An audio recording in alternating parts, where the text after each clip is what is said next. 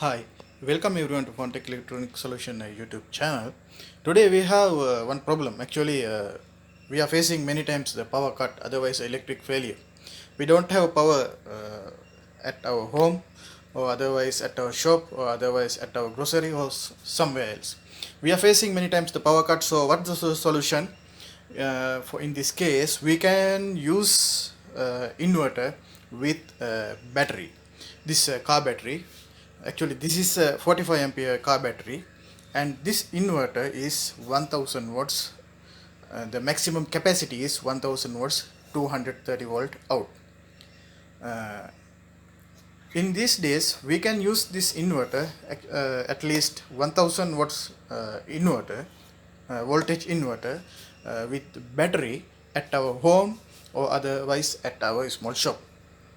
So, here we will see how we will connect this battery and the inverter with the safe way, uh, because we have to think uh, about the capacity of this inverter, and also we have to think about the how many ampere hour of this battery. And the next one is we must be shut down our main switch and or otherwise main breaker before connect this one to our main power line.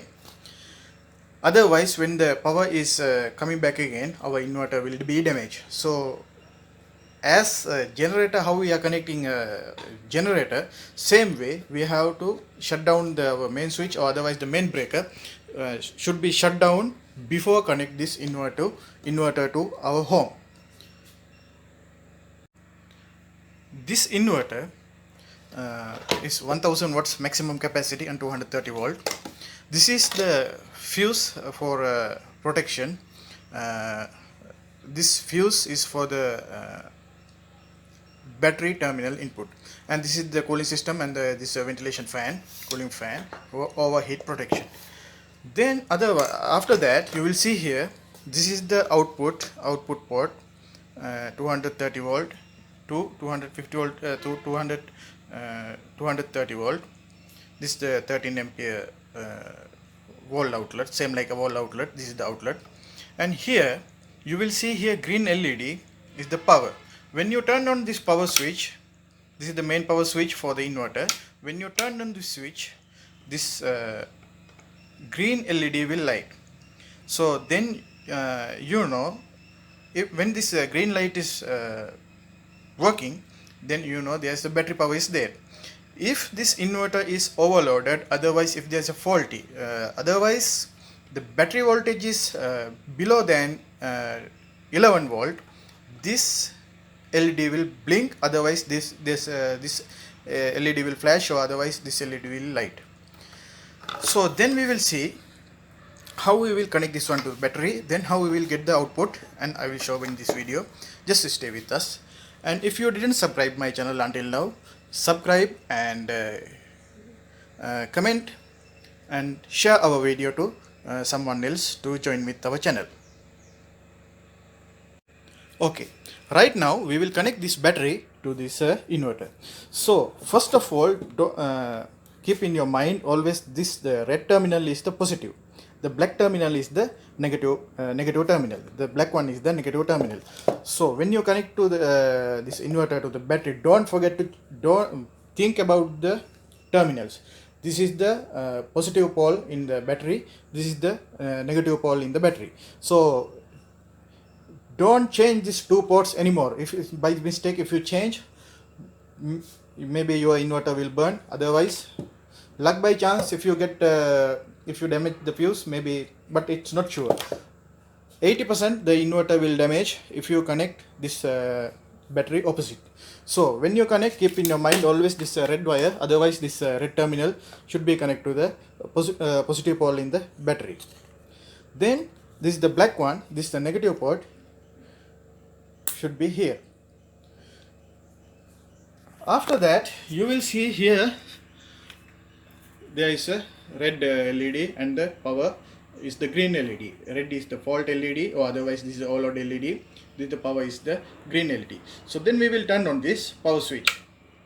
You will see here this red LED was flash, and this green light is continuously working. So, and also the fan, you will hear this fan is running. You can see here from the back of the inverter, the fan is running. So then we can guess, or we can think, we have an idea that this inverter is working. So then after that we will check with the multimeter how many volt is the output from this port, or there is a voltage or there is no output. We will check with the multimeter first of all, after connected to the battery. This battery is 45 ampere hour 12 volt battery. We have to use a digital multimeter for 100% confirmation, and we have to use a good brand of multimeter. So then actually we can use even analog multimeter also we can use, but problem is we can check 100% if we use digital multimeter. So first of all we will check the how many the output of this inverter. We have to connect to these two ports. Then we will see here how many the output. It's showing 224. This voltage should be 220 to 230. So mean this inverter is working now. There is an output. So now we will connect this inverter to load.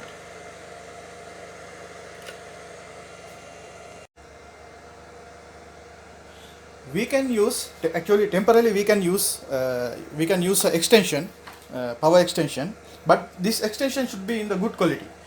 We can use a power extension, otherwise if there is any short or anything else, any loose connection, when you get the load through inverter, the inverter will be damaged. So otherwise, because the inverter has always this is a sensitive device. This is a electronic type in power inverter. So if you use a bad condition or a bad quality extension or a bad quality outlet, this inverter will be damaged because the voltage is spark, or maybe because of the loose connection it will be damaged. So we have to if you want to use extension, you have to use good quality extension. Keep in your mind always to use the good wire and the good extension and good quality of the 3-pin plug top. So then we will connect this 3-pin plug top. Now the inverter is running. During the running we can connect without load. Now there is no load, the extension is empty. So right now I will connect this 3-pin plug top. Now you will see here this light is lighting. So now it means there is a power. Now first step is we have to use low watts bulb, or we have first of all for the first starting for the confirmation of this inverter, because sometimes maybe in the multimeter it will show the voltage, but maybe when we get the ampere, maybe there is a fault, we don't know. So then we have to use low watts bulb, like LED bulb. It will take actually like a milliampere only. So then we will connect this one for the confirmation to this. Now this inverter is running, is already connected to the battery. Power is here. We check before we check the voltage from here. So now I connected this holder to out of this extension. Then before we connect this bulb, we must be shut down here. With the power, don't connect any load to the inverter, because for the safety. First of all, shut down from here.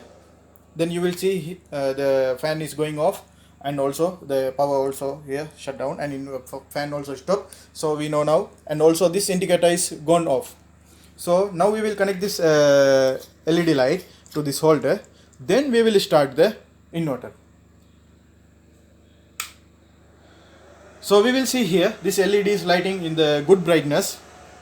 And also what we have to do, the next step, keep run this LED light, or otherwise it depend on the output. Like if you connect, actually this one is only it will take only milliampere. If you want to know, if you want to confirm this inverter is 100% work with the load, check this output with the multimeter.